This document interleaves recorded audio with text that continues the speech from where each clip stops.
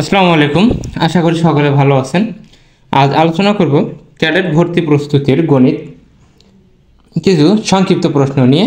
যে প্রশ্নটি 2006 সালে এসেছিল সেই প্রশ্নের 40 থেকে 50 পর্যন্ত ছোট প্রশ্ন নিয়ে আলোচনা হবে। 40 নম্বর ছিল, যে বিন্দু বৃত্তের ব্যাসকে সমদ্বিখণ্ডিত করে তাকে ড্যাশ বলে। তো যে বিন্দুটা ব্যাসকে সমদ্বিখণ্ডিত করে সেটার নাম হচ্ছে কেন্দ্র।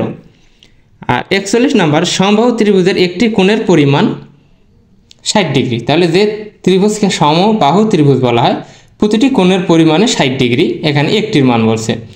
এরপর 42 নম্বর ছিল, যে চতুর্ভুজের এক জোড়া বাহু সমান্তরাল তাকে কি বলে? এটা হচ্ছে ট্রাপিজিয়াম, কারণ ট্রাপিজিয়ামের এক জোড়া বাহু সমান্তরাল। এরপর 43 নম্বর বলছিল, সূক্ষ্মকোণের পূরক কোণ কত? সূক্ষ্মকোণের পূরক কোণ সূক্ষ্মকোণই হবে, কারণ পূরক কোণের সংজ্ঞা হচ্ছে দুটি কোণের পরিমাপ হবে 90 ডিগ্রি।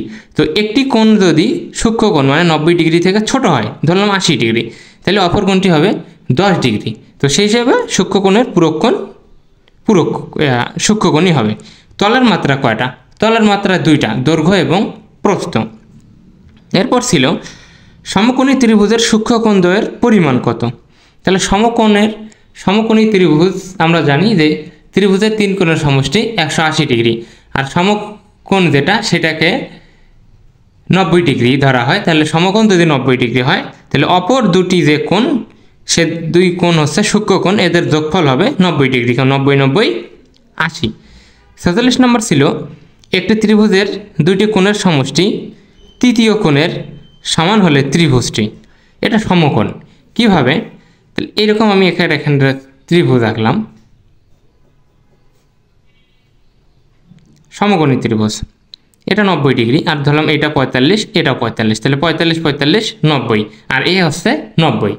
তাহলে কি বলা যাচ্ছে এই প্রশ্ন অনুযায়ী, দুটি কোণের সমষ্টি তৃতীয় কোণের সমান হলে, তো এই দুটো 45 45 90, এটাও 90, তো এই দুইটি কোণের পরিমাপ তৃতীয় কোণের সমান হলে ত্রিভুজটি সমকোণী ত্রিভুজ হবে। এরপর সামান্তরিকের সন্নিহিত কোণদ্বয় পরস্পর সমান হলে তাকে বলে। তো সামান্তরিকের সন্নিহিত কোণদ্বয় পরস্পর সমান, এটা যদি একটা সামান্তরিক আর কি, সামান্তরিক বাঁকা হয় টানগুলো এইরকম, এটা হয়তো আঁকছি এরকম বাঁকা হয় সামান্তরিকেরটা। তো এখানে যেহেতু বলছে সন্নিহিত বাহু, এইটা হচ্ছে সন্নিহিত বাহু, এই দুইটা সন্নিহিত বাহু, তো এই কোণ আর এই কোণ বলছে সমান, তো তখন সেটাকে আয়ত বলবে। প্রশ্ন হচ্ছে, সামান্তরিকের সন্নিহিত কোণদ্বয় পরস্পর সমান হলে তাকে আয়ত বলে, এই চিত্রটা সেটা। রম্বসের কোণগুলো সমান হলে তাকে বর্গ বলে। এইটা হচ্ছে রম্বস, এক ধরনের বর্গ। তো এইটা হচ্ছে সেই প্রশ্ন বলছে যেটা বর্গের 4টা বাহু সমান হবে, এটাও কিন্তু এক ধরনের রম্বস। তো রম্বসের কোণগুলো সমান হলে তাকে বর্গ বলে। সমদ্বিবাহু ত্রিভুজের দুইটি কোণ পরস্পর সমান, যেহেতু বলছে সমদ্বিবাহু ত্রিভুজ, দুইটা বাহু সমান হওয়ার ফলে দুটি কোণও সমান হয়, কারণ সমান সমান বাহুর বিপরীত কোণ সমান, আবার সমান সমান কোণের বিপরীত বাহু সমান।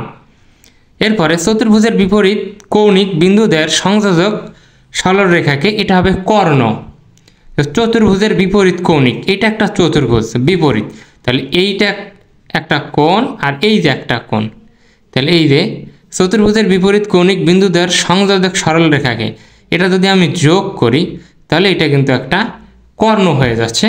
এটাই ছিল 50 নম্বর প্রশ্ন, যে চতুর্ভুজের বিপরীত কৌণিক বিন্দুদের সংযোজক সরলরেখাকে ড্যাশ বলে, তাহলে সংযোজক সরলরেখাকে কর্ণ বলে। এই ছিল আজকের আলোচনা। আশা করি সকলে ভালো বুঝতে পেরেছেন। ধন্যবাদ।